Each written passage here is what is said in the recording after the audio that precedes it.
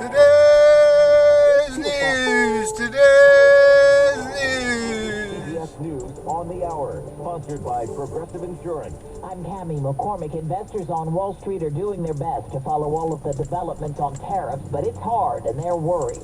The Dow finished more than 2,000 points lower. Business contributor J.D. Durkin. If I were to ask 10 people down here on Wall Street, when do you think all this is going to play itself out? I'd probably get 20 different responses. And I think the big challenge for major companies and publicly traded corporations that are trying to issue their forward-looking forecasts and their guidance for future quarters is that they still don't know. Correspondent Weijia Jiang has been following President Trump's social media posts today. He's saying even though the markets are spiraling right now, ultimately they will boom. And he has some pretty direct messages. First, to the investors who might be spooked about pouring more money into the U.S. He said that my policies will never change, and this is a great time to get rich. He also criticized China for those retaliatory tariffs on American exports, saying that Beijing played this wrong. The Chinese retaliatory measures will impact a lot of businesses and farmers.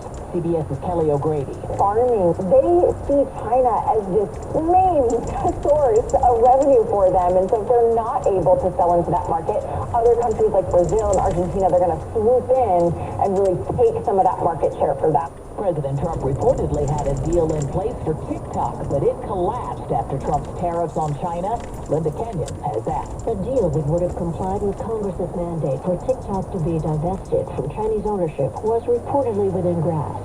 But just as President Trump was about to announce it, China said no, until there could be negotiations on the president's newly imposed trade tariffs.